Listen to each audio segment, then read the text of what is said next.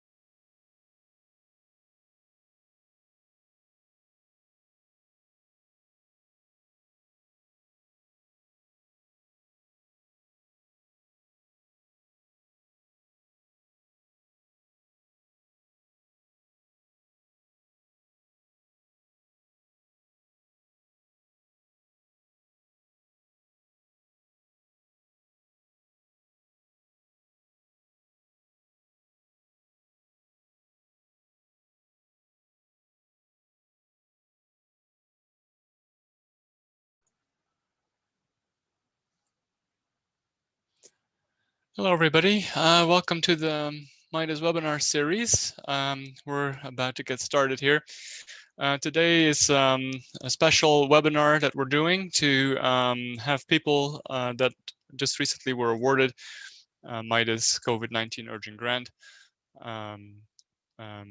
Program Awards to share their plans for research. I'm going to just stop sharing my screen for a second, and then I'll do take this slide away, put another slide up. So just for those who don't know, MIDAS is Models of Infectious Disease Agent Study, is a program network of modelers, global network. We have close to 600 members now, students, researchers, and professionals, all dedicated to infectious disease modeling. And our webinars are Fridays at noon at the end of the month, last week of the month. But because of Thanksgiving next week, we're having the webinar today. And also in December, it will be 18th December because of the holidays then. I will first give a very brief overview of the grant program here. And so I'm gonna see if I can share my screen again. And then after that, I'll ask the different speakers to talk about their research plans. Let me do this here, edit, view, full screen. So the MIDAS Urgent Grant Program, just briefly, the program was started actually into discussion with the NIGMS, National Institute of General Medical Sciences, who's also funding the MIDAS Coordination Center, to rapidly provide funds to researchers in the MIDAS network to accelerate the development of models for COVID-19 spread and the impact of possible public health interventions. The idea was really to get funding, to supplemental funding to researchers fast, and especially those researchers that were not eligible for regular NIGMS or other NIH supplements that were coming around for COVID-19. And so we started this program. We designed it with input from the MIDAS Steering Committee, and decided on two tracks. One, supplemental funding that was up to $10,000 to supplement ongoing COVID-19 research. This was not necessarily already funded ongoing research. And I'm saying that because this program is still continuing. There were 2 grants awarded, and we still have funding for 6 to 8 additional grants. I'll talk more about that later. New initiative funding was up to $100,000 to expand COVID-19 modeling capabilities or explore new directions, and we awarded 5 of those new initiative funding. There's a website that we created, a web page for this program, midasnetwork.us/MIDAS Awards, to see who got funded and read more about the program. And of course, really importantly, this program would not have been possible without the help of the reviewers. A really important part of the program was to have a solid and independent, fair review process. And we really depended on the MIDAS members for that review. A bit about the timeline here. The new initiative funding and the supplemental funding both were released 13 July of this year. Then for this new initiative funding, these were larger grants. There was first a letter of intent due the 28th of July. These were reviewed. We have 34 letters of intent to review. Full applications were then invited on the 18th of August. And then the applications were due early September. And then 14 applications were reviewed, full applications. And then the notices of award were sent 7 October. And currently we are contracting with all of the awardees to get them their funding as soon as possible so they can start to work. Then the supplemental funding was simpler because the grants were smaller. 14 August, the applications were due. There was 1 review and the notice of award was sent in mid-September. Currently, we have 2 grants awarded there. The review process was designed just similar to what NIH is doing. So all applications were reviewed by MIDAS members. We did not have to draw from outside the community of MIDAS. Every reviewer had to be a faculty or senior research staff or professional. They were entirely separate panels for the new initiative and for the supplemental funding. And most applications, almost all of them, were reviewed by 3 panelists independently, some by 2 panelists. We monitored conflicts of interest. MIDAS is a fairly close-knit community, but we monitored all conflicts of interest. Any colleagues from the same institution or co-authors in the past 5 years were recused from the discussion, and that we were when we discussed each grant, following the same practices as NIH. All applications were scored by the rubric that NIH is also using. We used a slightly modified rubric for the supplemental funding. And applications then with conflicting scores where the reviewers were quite different. We discussed those during panel discussions. There were 2 panel discussions for the larger grants and 1 panel discussion for the supplemental grants, just because we had fewer applications and also the process was different. We had a letters of intent panel and then we had a full application panel for the new initiatives. And then funding decisions were made based on the review panel scores, discussions as well, and then programmatic decisions to ensure diversity in the awardees. Diversity both in terms of career stage as well as race, ethnicity, gender, and sex. So just to recognize the review panels, we really are grateful for the people, so many people that have helped with this review. If every grant has to be reviewed by 3 people, you quickly need a very large panel. Here are the people listed that have been in the new initiative review panel. Of course, none of them are able to talk about the grants that they reviewed outside of the panel discussions. But I would like to recognize them. And also in the supplemental funding review panel is a smaller panel because we have fewer applications. Then we have an ongoing timeline for the supplemental funding because we have funding to do up to 8 more awards. And so in 22 September, we released a new RFP, an updated RFP. We have 2 more rounds planned for this year. 23 November, which is Monday, full applications are due for the new supplemental fundings. The review will happen until the 21st of December when we will send the notices of award for this round. Then there will be another round with applications due 24 January and then notices of award in 21st of February.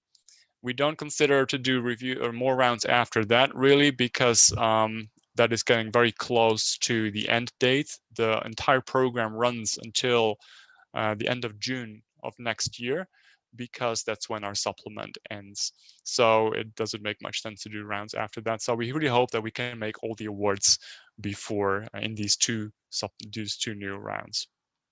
More information on the MIDAS news page. I also ask Jess to put in the chat the various links to the application and also to the information pages about this grant program for those who are interested in getting the funding. The awardees, we're really excited. We had very, very high quality grant applications, very amazing in this very, very busy time period for everyone.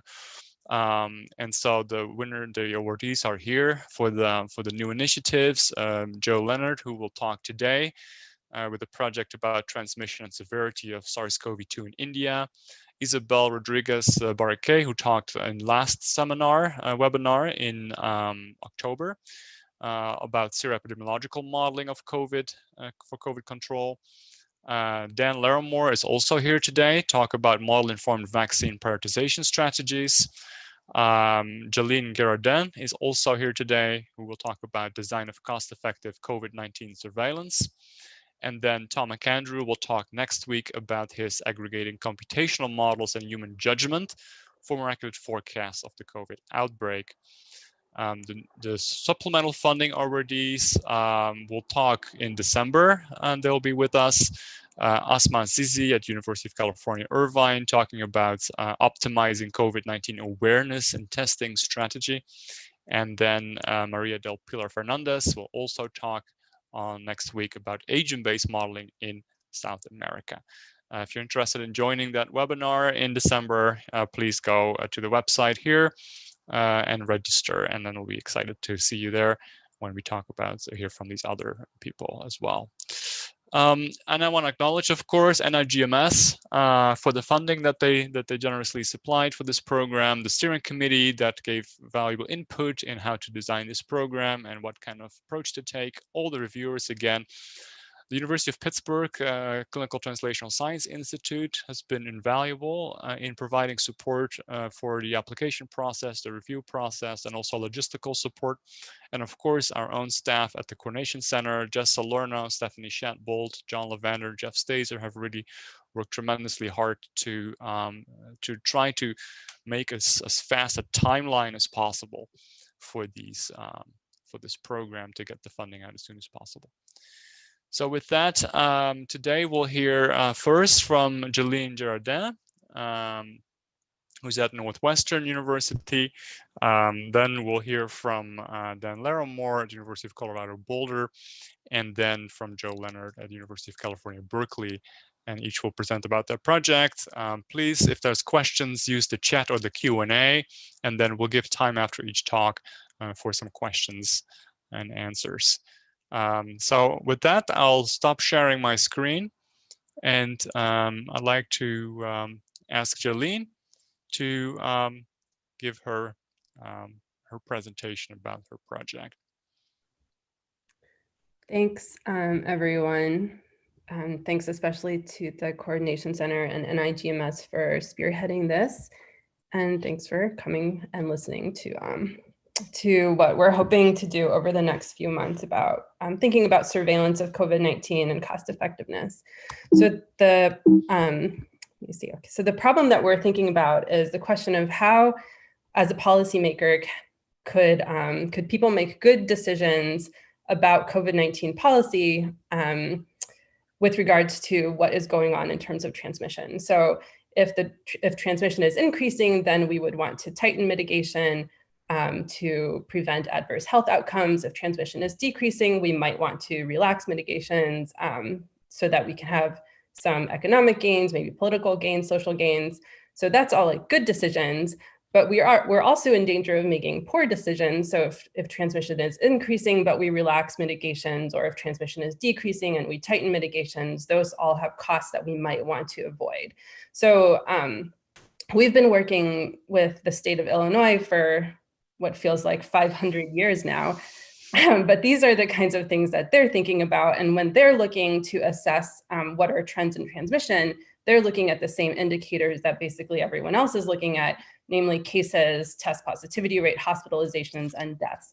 And we know that none of these indicators is really all that wonderful. So with cases and test positivity rate, there's some biases in terms of who gets detected and how that changes with time and how that's different for different populations. In addition, there's still a lag between infection and information about the case. Hospitalizations and deaths are more consistent and reliable indicators, but they also suffer from longer lag times, and in many cases, depending on your kind of operational unit, a small sample size leading to noisy data and therefore like uncertain understanding of what exactly is going on. So in Illinois, we typically think, just about probably everyone else is also doing the same thing, thinking about hospital admissions and hospital census as kind of our gold standard, most reliable indicator of what's going on. So as I mentioned in the previous slide, there are some drawbacks to using hospital admissions that are like very real and lead to confusion. So working with Sarah Kobe and the Illinois Department of Public Health, what we have proposed is a Sentinel surveillance system where instead of looking at hospital admissions, you instead look at outpatient testing of recent symptomatics. And by looking at outpatient testing of mild symptomatics, you're increasing the sample size that you could in theory reach relative to hospital admissions. If you're looking at recent symptomatics, so symptom onset within the last 3 to 4 days, then you're reducing lag. And as a bonus, which was really in our thoughts when we were putting together the proposal, that this Sentinel surveillance with mild symptomatics might be better able to assess leading trends in young populations who might not be showing up as a severe case in the hospital. So the goal with Sentinel surveillance and with current surveillance is that we are trying to convince the state to actually look at, to use RT as their measure of whether things are increasing or decreasing or constant.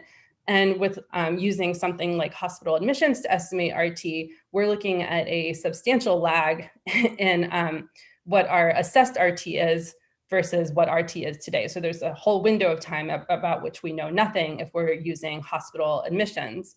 But with Sentinel surveillance, we could reduce that lag, and we could additionally, hopefully, reduce that confidence interval or the region of uncertainty so that we could be more confident in assessing what the actual trend is. So Katie Gostick from Sarah Kobe's group ran some kind of toy simulations to show how as sample size increases, your confidence in your estimate of RT also increases, your uncertainty decreases, and you're getting closer and closer to probably hitting that actual value of RT. So from taking a framework like this, what we want to do is think about what is the benefits of having a better estimate of RT that is less lagged, et cetera. And we're going to look at this in the context of our transmission model. So in a hypothetical scenario where transmission is increasing, say July through September, if your Sentinel surveillance system allows you to take early action compared to your current surveillance system taking later action, what is the number of, say, ICU admissions that you could avert? So that's kind of the questions that we're hoping to address with the transmission model. And I was putting together this slide deck yesterday, and I thought it was very cute that I thought that we would take action as early as late August. That was really funny, or even mid-September. So that was a little bit of a fun moment slash sad moment yesterday. So the idea is that thinking about Sentinel surveillance, then like, where do we want to locate these sites? What types of sites would we want to enroll? How many samples do we need to collect? These are all aspects that are going to feed into how confident we are and how accurately we're able to assess that true RT.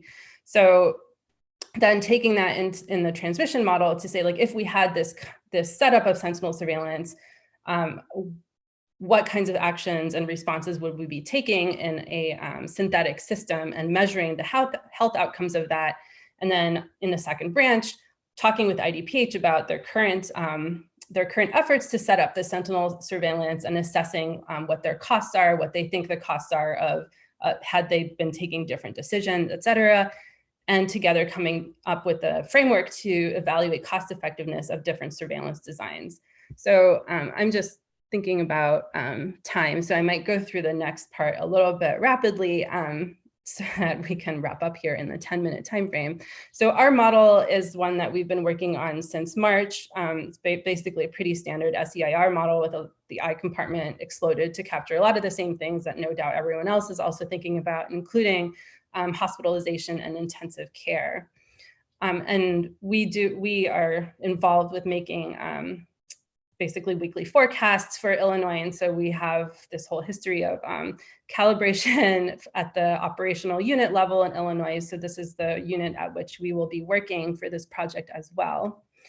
And what our model allows us to do is to construct these hypothetical scenarios where, say, taking one region, some scenarios of increased transmission where like no action has been taken in response to any information, then say, well, here's a very simple trigger and response system where, say, like if we reach 100% ICU capacity, we're going to, implement some stay at home. And that can then, even if that's not actually a good plan, it'll still, Natalie, could you actually leave? That would be wonderful. We're quarantining at home because of exposure at school. So let me just finish talking here and you can be very quiet. So even if that's a really kind of not a great strategy, can still avert quite a large number of ICU cases. And one could even, have a slightly better strategy, which will take action a little bit sooner. These are pretty simple kind of trigger and response systems that are currently capable in the model, but what we're going to do is to have the model dynamically assess what it thinks RT is, and then make some decisions in response to that. So in terms of being able to assess health outcomes, that's all kind of in that compartmental model framework where we're looking at ICU cases, admitted cases, mortality, et cetera. And we can convert all of that to QALYs gained by taking different kinds of actions at different times. And then for cost, again, the plan is to talk a lot with IDPH as they're kind of standing up this system right now. I think it's a really nice timing because they're hoping to have everything, at least a skeleton framework, active by mid-December. And so everything is happening right now, and we have all those relationships. Stop pushing me. And then at the end, the goal is to construct this kind of cost effectiveness plane where we can understand how different designs of Sentinel surveillance systems, so number of sites, types of sites, and number of samples can have a relationship with the QALYs gained by making better decisions. And I'll just wrap up here, and I'll note that Manuela Runge built basically the entire transmission model. Ariel Egan is taking the lead on the costing work. Reese also worked a lot on our model. We have a number of close collaborators. In addition to those I mentioned, there's also Marita Zimmerman from IDM who's helping on the health economics side.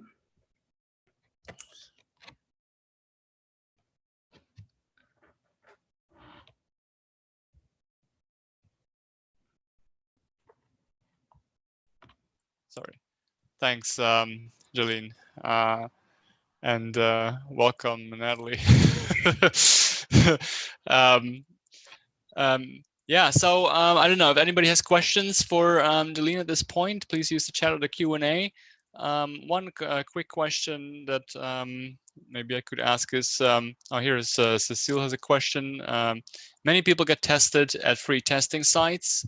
Was some of this included? Fire stations, other kinds of places, maybe? Yeah, so since with our work with IDPH, we do have access to all of their testing data. What kind of the decision making that is happening right now is like what kind of testing sites should be prioritized for initial rollout of this system. So the vision had been, well, like people are getting tested anyway, can we just kind of separate out those with recent mild symptoms and have them be a sentinel population? But that has, is a simple sentence to say, but in practice has been absolutely a nightmare to implement. And so it's an excellent point that like there's all kinds of different testing sites, some of these free community testing sites. There's, also federally qualified health centers that might have better kind of data stream relationships with the central health department. There's, private providers. Like we had a call with LabCorp a couple of weeks ago to think about how they might like help feed this data stream. There's like hospitals, basically, because we have a decentralized health system and this mix of like public-private, it's making things very tricky. Okay, great. Thank you. One more question here from Pilar Fernandez. Great project and presentation. And have you considered different types of testing, rapid tests and PCR, for example? Yeah, and that's an excellent point as well. What we have, communicated with the state is that we don't really care too much like what specific type of test each testing site is using. Ideally, they would use the same type of test through time. Therefore, the data could be interpreted in a consistent way. But if they're, switching, at least like we would love to, we need the data to, consider that they're switching from PCR to rapid tests. But I think what's going to be the barrier on this is really site enrollment and like majorly the data streams. And we're like, I don't know if this particular funded project is going to have the scope to consider absolutely everything. We're going to try to do as much as possible, though. Sure. And then I had one question that came up earlier is about the the cost parts. What cost do you think you're going to be able to include? There is, of course, the cost of setting up surveillance. And then there's the cost of disease and the cost of like job losses and those kinds of things, and maybe even other ones. What components are you going to be including? That is a really excellent point. And in the scope of this work, we're thinking mostly about the cost to actually set up the surveillance system. And I think okay, we'll let you go. Better take care of her. Okay, thank you, Jolene. Terrific. Okay. Dan, please, in Boulder, please go ahead with your talk. Thanks, and I want to thank everybody for not just the attention today, but also the support, and to those of you who reviewed for doing all that service. I know that everyone's overloaded right now. I want to tell you kind of as a lead up to what we're going to be working on in the future, to just kind of recap what work inspired the application to the MIDAS Rapid Grant Program. And that's work on model-informed COVID-19 vaccine prioritization, inclusive of age and sero status. Our big question here was to try and understand how mathematical models of SARS-CoV-2 dynamics could help us really understand the impact of different vaccine prioritization strategies by age. And so we used a pretty typical age-structured SEIR model of SARS-CoV-2 dynamics to try and just understand the impact of different prioritization strategies on cumulative incidence, mortality, and then years of life lost. And I won't talk about years of life lost today, but we're including it in a revised paper after some really nice reviewer comments. Unfortunately, there are lots of different sources of variation and uncertainty. For instance, with the vaccine itself, we have some early estimates of these efficacy parameters for the 2 vaccines that have been discussed in the press so far, but we don't quite have the sort of rigorous estimates finished yet. We don't know if there's going to be a decreased efficacy or safety by age. So that's another parameter that should be included in any kind of model. We also don't know whether or not we're going to get a transmission blocking vaccine, and if so, the extent to which it actually blocks transmission, or if it's only a partial blocking. And then, of course, we have a policy question, which is what is the rollout speed of the vaccine? In terms of populations, of course, we know that there are different age contact structures around the world, recently generalized in some nice work by Keisha Prem. We have age demographics. Here we're pulling data from the UN World Population Project. And then, of course, we have various seropositive individuals already. So, for instance, we're using data from Belgium, from Serena Herzog, as well as from New York City. And finally, we have key parameters of infection as well, like age-varying susceptibility that exists in the literature, and age-varying infection fatality rates that have also been published. So we have lots of sources of variation and uncertainty, which may complicate the best kinds of strategies that we might want to use. So what I want to show you here is just an example of how the recommendation really depends on the target outcome. So we considered 5 different prioritization strategies by age. Those under 20, adults 20 to 49, adults 20 plus, adults 60 plus, and all ages. And you can see from the heights of the different bars here across different age bins, kind of how the allocation of vaccine under these different strategies would look. Then what I'm showing you in the plot here is as you increase the vaccine supply in a model where you have R naught is 1.3, and you roll the vaccine out at 1% of the total population per day, up to your capacity, what you can see is that prioritizing, let's say, children here doesn't reduce deaths nearly as much as prioritizing, let's say, all adults or older adults. These black dots on the graph here represent the point where you've actually vaccinated everybody in that prioritization group, and then switched to vaccinating people of all comers, so anybody in the population at random. And so what you can see here is that in this case, you might opt for vaccinating adults 20 to 49. But of course, if we change the parameters, like R naught up to 2.6, or if we take a case of a country that has completely controlled COVID and is doing an anticipatory rollout prior to reopening, and so that we'll start the dynamics after everybody has been vaccinated rather than having them happening at the same time, you can see that the dominating strategy here that most reduces mortality actually changes. If we then start thinking about cumulative incidence, you can see that again, depending on the scenario that we're in, we actually get very different curves for the reduction of infections as a function of the total vaccine supply. But of course, these are very particular situations. This is Belgium in terms of demography, 0 existing seroprevalence, 80% efficacious all or nothing vaccine that we assume to be transmission blocking. So what if we wanted to explore more parameters? One thing that we could do is layer on top of each one of these plots which strategy is the best at each point across the horizontal axis. So here we can see what the dominant strategies are as I move from left to right.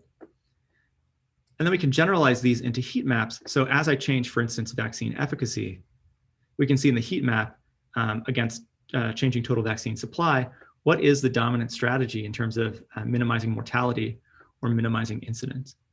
So what you can see in these heat maps is that actually depending on where we are in the parameter space and depending on how we implement rollout, we may actually opt for one approach versus another. We also know that things depend on the country. So rather than having the vertical axis be vaccine efficacy, but I've now got our different countries. And just as an example here, you can see that the priorities, for instance, for the US for this 1.3 R naught strategy would be very different than the priorities for India. But of course, this is just taking a slice at 80% efficacy. So you can imagine that having a nice framework to put all these together so that policymakers can adjust the demography and so on for individual scenarios would be highly valuable. Another question that we answered in our paper was, what if efficacy depends on age? So we considered, well, if there's some baseline efficacy and then some hinge age at which we start to get immunosenescence, and then we get some reduction in vaccine efficacy by age, that's actually going to impact the curve. So the solid lines here are without considering any kind of immunosenescence.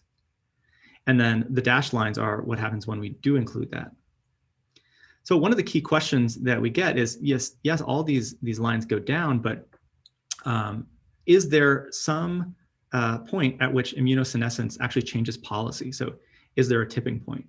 We find that in general, there's not, unless the baseline efficacy is very high and the reduction in efficacy for older adults is very large, so that it's very ineffective among older adults. Finally, we wanted to incorporate existing seroprevalence into the models. We know that there's a huge amount of potentially existing protective immunity in the populations now. So seropositives may affect dynamics in the models. If antibodies are indeed correlated with protection, then seropositives imply some decreased population susceptibility. But as a second point, we consider that maybe seropositives could affect what we're calling point of care prioritization. So if indeed antibodies are correlated with protection, perhaps scarce doses could be given only to seronegative individuals who test negative given a point of care serological test. So the idea here would be that without point of care serology, you might give doses to these particular people represented as dots, but With point of care serology, if this person in yellow actually already has antibodies, we might reprioritize that dose to somebody who doesn't have antibodies, who we believe to be susceptible, therefore ensuring that a higher fraction of the doses actually get allocated to susceptible individuals, therefore stretching those limited early resources even farther. So I want to point out here that there are clear ethical impacts here. In some scenarios, we may have some communities with very high existing seroprevalence, and the ability to do point of care reprioritization based on serology may actually give those communities that have been harder hit already an ability to stretch those scarce doses even farther, and actually sort of build on that baseline of seroprevalence that they've already experienced. On the other hand, if naturally acquired immunity is not as protective as a vaccine-induced immunity, then it could be the case that this point of care serology would actually be a very bad idea and would essentially double whammy or double penalize those groups. So I float this as an intellectual idea, but of course we need to consider the ethical impacts as well. If we assume that naturally acquired immunity is protective, what we end up with is that all the curves without point of care reprioritization, that's a solid line, or with it, the dashed line, these curves all kind of shift up and to the left, suggesting that we get more efficiency when we do this, both for reduction in deaths and for reduction in infections. So in general, what we find is that the marginal benefit of these point of care serological tests really depends on what is the existing seroprevalence, as well as the amount of available doses. So the benefit of this idea is only high if the existing seroprevalence is high. So just as some points of discussion, the framework that I presented here just kind of allows you to sort of mix and match variations in scenarios. We've got an interactive web tool in development, and this was directly due to the MIDAS support. I hired a developer immediately upon hearing that the grant was going to be funded. Overall, just as a summary, to minimize mortality, we should be vaccinating older adults first. And we don't know what the transmission blocking properties of the vaccine are yet. There are some exceptions for extremely high supply or high in existing protective seropositivity, or in the situation where you have extremely low effectiveness among older adults. And then over most scenarios and settings, we find that it's best to minimize incidence by vaccinating adults 20 to 49. One thing that I'd like to advertise is if you are the kind of person who would be using this sort of tool, I'd love to hear from you about what features would be most valuable. To give you an idea of what the kind of mock-up over the past week looks like, you've got a scenario where you can choose your country, baseline effectiveness, immunosenescent properties, and some modeling parameters, and then get just some curves for deaths, infections, and years of life lost. And then as you change the parameters, you can see differences in the curves. So of course, there's some risks and unknowns that I just want to highlight. It's not clear that we're going to have well-powered age stratified effectiveness estimates from the vaccine trials. It seems like they may be actually pretty underpowered, so we might not be able to answer the questions about immunosenescence. So we could incorporate some uncertainty of effectiveness estimates into our models and kind of push things forward in maybe a Bayesian way.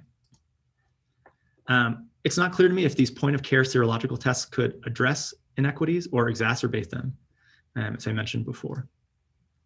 Then there's this question of actual human behavior, which has been so critical during this pandemic. So will there be heterogeneous uptake like with other vaccines? And then finally, for the modelers, like how do we really choose these key parameters? The robustness of some of our findings across countries partially addresses some parameter misspecifications, but like, do we really trust the existing contact data, especially those based on pre-pandemic measurements? What should or not be in the models? What should the rollout speeds realistically be? And I finally want to point out that extensions to subpopulations other than just age are difficult because we really lack the data on contact patterns for things other than age. So just to wrap up, this work was led by Kate Bubar, a wonderful grad student who just joined my lab in May. The visualization work was done by Kyle Reinholt. Mark Lipsich here has got a star next to his name because Mark was the only one of us who was working with kids at home during the pandemic. And so I just want to call that out as an extra act of heroism. And of course, and Sarah Kobe, Jonathan Grad, and Stephen Kistler were also instrumental. So thank you so much to MIDAS and supporters. And I'd love to answer any questions that you have. Thanks, Dan. Really, really nice outline and layout of the project. There were a couple of questions here. One question was from Lord Chapman. It was about vaccinating the adult 60 plus. That didn't seem like the best strategy, but then if you increase the R naught to 2.6, it did seem so, and just maybe not as intuitive. Yeah. Explain. Yeah. So I'm still kind of developing the intuition here myself, but I think what's happening is especially if you're rolling out a vaccine at the same time as the pandemic is progressing, you have these two processes that are competing for susceptibles: the vaccination process and the spread of the disease itself. And so I think what happens in the case of the lower R naught is that the vaccine can take those susceptibles out of the market faster than the disease can spread to overtake them. And so those rates are comparable. On the other hand, when you have an R naught of 2.6 and you imagine a situation like, let's say, South Korea wanting to vaccinate, South Korea should instead do something very different if they're going to sort of vaccinate with full reopening. But it also paves a different path, which says, if we continue some mitigation efforts in order to push R down as we roll things out, that may actually change the set of strategies available to us. Thanks. Yeah, and that's probably why using mathematical models is such a great idea, so that you can actually figure all this out rather than use your intuition. Yeah. Jacob had a question about, given that there's so many vulnerable in the higher age range, did you try to increase the resolution of the information at higher ages maybe to show that? Yeah, so one thing that we did was the contact matrices that we had were stratified into 5-year age bins, and we collapsed those into 10-year age bins, but then used other information we could, including kind of local demographic information, to try to extend additional bins to 90 plus. So instead of just stopping at 80, we had 80 to 90 and then 90 plus, because we know that vulnerability goes up so much. One thing that we haven't been able to address very well, however, is that the age-dependent IFRs seem to vary a little bit depending on country. And there's been some speculation that could be due to the fact that the life course of somebody who's made it to age 80 in, let's say,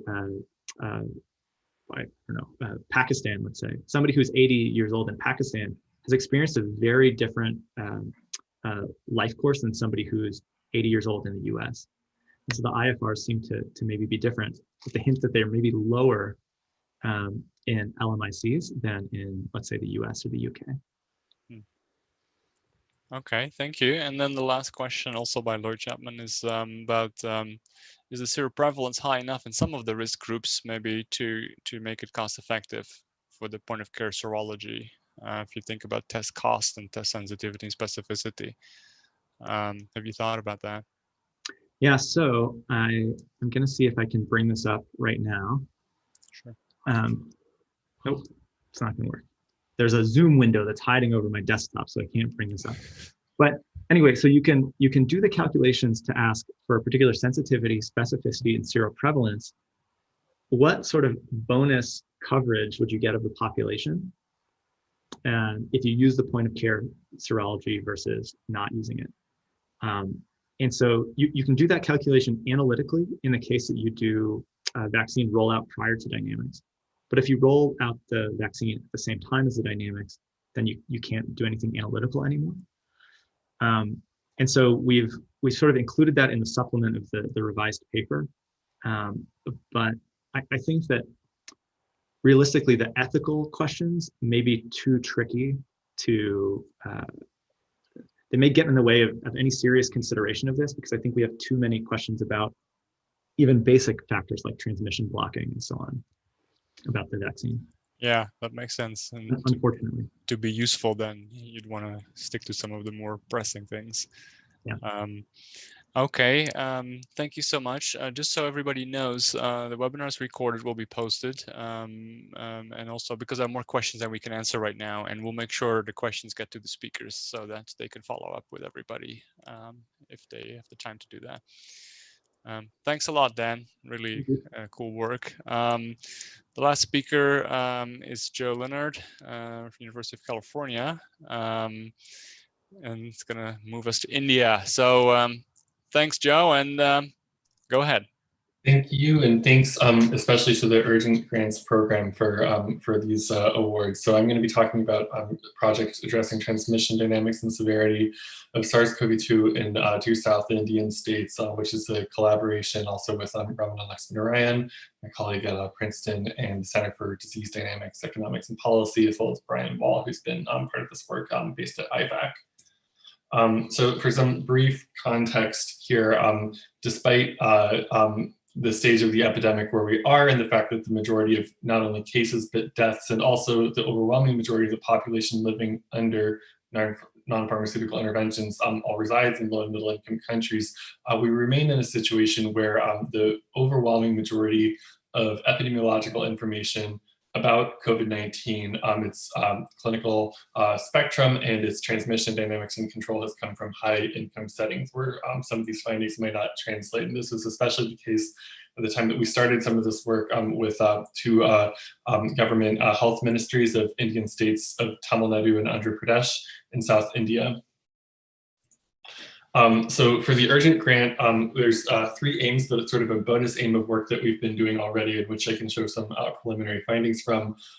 So we've published previously on some of the kind of broad fundamental epidemiological picture of SARS-CoV-2 in India based on, in these 2 Indian states based on comprehensive surveillance data. We're extending these analyses now with area level socioeconomic factors to understand how these play into the severe outcomes of severe infection and mortality, as well as the geographic spread of infection and the patterns of spread from person to person.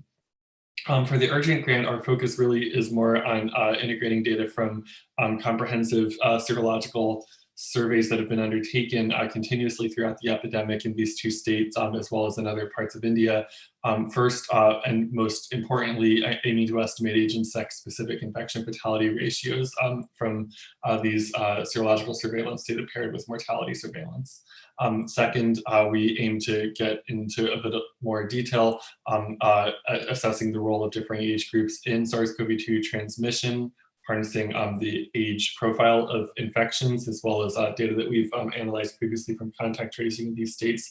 And then last, using the insights from these previous analyses to characterize the effects of non-pharmaceutical interventions that have been implemented in these 2 states and in India more broadly. As people are probably very well aware, in March, India instituted one of the most aggressive countrywide lockdowns of 1.3 billion people. So very, very aggressive measures there that have impacted a huge number of people. For some background on where this is geographically, these are 2 states in the south of India. If we look at the map here that appeared in a previous paper, this is the ocean, this is inland, and we're at the kind of bottom east corner of the subcontinent. Just as a kind of brief recap of what happened, the epidemic and what we aim to analyze, transmission sort of originated locally in Chennai, which is the kind of major city of Tamil Nadu, the southern state, and fanned outward from there, first to sort of surrounding semi-urban districts. A second kind of focus of transmission emerged in Madurai, which is the second city of Tamil Nadu, and Andhra Pradesh, which is the northern state here. Of the 2 remained relatively unaffected until July, at which point, although it's a fairly rural state, incidents really overtook what was being seen in Tamil Nadu, and this became the second most affected state in all of India quickly. We've done some initial analyses looking at the district level and what determined first which districts were affected earliest, what determined where where cases arrived, and then also what determined the propagation of the epidemic to more kind of severe state. So I think that this is especially surprising. Rural areas were slower to reach kind of a key indication that transmission was ongoing, slower to reach a scenario of 1 case per 100,000 inhabitants, and less developed regions were less likely to reach that, or were slower to reach that. When we look at the time to reach a higher incidence threshold, we started seeing some kind of different patterns, higher household sizes, but still more relatively more developed kind of urbanized areas where we're reaching this faster. So, in contrast to the kind of socioeconomic disparity one might, picture in very simple terms, it was, electrified, literate, permanent structured kind of, inhabiting districts that were being affected fastest, and that kind of gives a picture of how things took off. We've previously analyzed changes in transmission intensity over the epidemic, and these will be important, kinds of analyses for informing how we assess the impact on cumulative infections averted and deaths averted by interventions. One particular point of interest is in looking at differences in the state of population immunity or state of cumulative infections across districts, in particular because some of the most affected places actually saw sort of a natural turning point in the context of during the summer. So one that I would highlight in particular is Chennai, which is the largest city in Tamil Nadu. It was the first affected, and around the beginning of July, incidence was clearly in a downward kind of phase. Based on cumulative cases, this is nowhere close to what we'd expect would be a population immunity threshold, but of course cases are a vast undercount of the true infection burden in several other LMIC settings, including most notably Manaus, Brazil, and also some serological surveys reported in Mumbai have indicated that quite high infection burdens have been reached in certain LMIC sittings by the summer. So we're quite curious to know, what is the serological, prevalence of infection as of the time that this transpired. One of the noteworthy findings that came out in earlier work was that there was a vastly different trend in mortality across ages. In India, and this is somewhat different from actually the pattern that Dan just spoke about of maybe cumulative insults by age 80 being a lot worse in a low income setting than in a high income setting. Actually, sort of in the reverse of what we saw in the U.S., where mortality kind of increased nonstop towards older ages. There was a leveling off or plateauing of mortality in India associated with sort of a downward tick in the number of infections occurring. And we were in previous work estimating case fatality ratios. If we compare what was observed there to the United States, we saw a somewhat higher case fatality ratio in India, but of course this is from a really problematic denominator of cases, and so it'll be interesting to see how these actually play out when we look from a standpoint of cumulative infections. There remains very little data from LMIC settings about the infection fatality ratio. We've extended some of the survival analyses to address area level socioeconomic factors as well, which has led to some very interesting findings.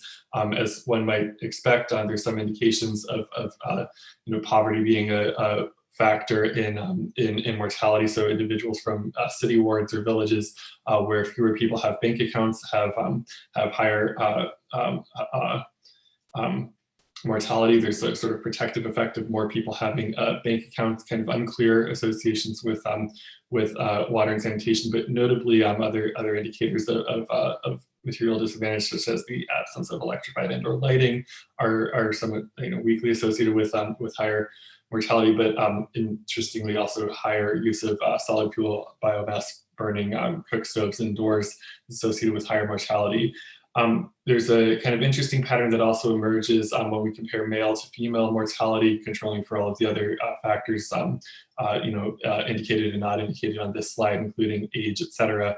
The differentially higher mortality observed in men seems to be augmented as we look towards wards and villages with larger and larger household sizes, so greater and greater levels of overcrowding, which might be interesting if it's in any way indicative of higher exposure doses in crowded environments, although it's not entirely clear why this has a kind of more pronounced impact among men than among women. But it's a interesting finding nonetheless. This has to some extent been reported in other studies, including I think most notably in Switzerland, in studies that showed better outcomes of infection in the context of social distancing and mask wearing.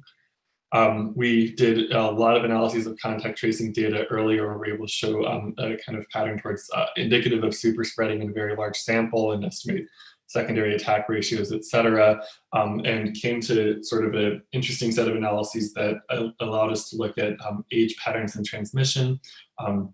Here, these plots look a whole lot like Masson contact matrices from the classic PLOS Med paper, where we're applying here the distribution of index case ages as sort of more intense colors on the y-axis here against the ages of infected contacts, so who infected whom type plots.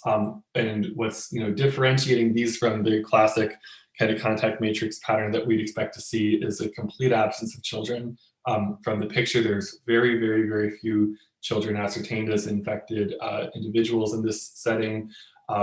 This is during the context of school closures and severe movement restrictions. And one question that we have is, to what extent is this real or artifactual? It's widely known that children have far less severe clinical presentations and are less likely to both be tested because they're less likely to be symptomatic, and also providers are somewhat less likely to give tests to children just with the expectation that they're not a major risk group. So we're very interested from serological data to see to what extent this is real or artifactual, in part because in these analyses, when we actually looked at the risk of infection among children who had been exposed to other children, we saw clear indications that there was transmission occurring when individuals who were contacts with or without symptoms were tested prospectively. There was a fairly high secondary attack rate among children, and this pattern actually was interestingly, sort of a diagonal across the age contact structures, where people who were contacts of others their same age were the most likely to be infected, and particularly among children. So this remains a sort of open question. There's been increasing evidence from other studies, including a recent analogous study in another highly affected low-income setting of Brazil, where the serological profile of infections was completely flat across age groups. So this will be an interesting direction to take things. I want to briefly do diligence in thanking all of our collaborators in Tamil Nadu and Andhra Pradesh, both in government and in academia there. This is a vastly incomplete list, because all of the data that are showed here were generated by armies of contact tracers and community health workers who worked tirelessly throughout this epidemic in a very difficult setting. We had funding from rapid grants from NSF, as well as some seed funding from the Berkeley Population Center from a NICHD grant. And I want to also just, again, thank sincerely the MIDAS network for making these grants available, especially, in the absence of other kinds of fast supplemental funding mechanisms, in particular for early career researchers. So thank you, and thank you to the reviewers for donating your time to this. Thanks, Joe. Really, really nice work and overview of all the dynamics in India, these two states. I don't see any questions right now on the chat. We have maybe 1 minute. Oh, there is one from, we will distribute the, maybe Joe, one question from that I thought about was, you know, you're really laying out nicely all the age and specific and gender specific patterns of transmission and risk.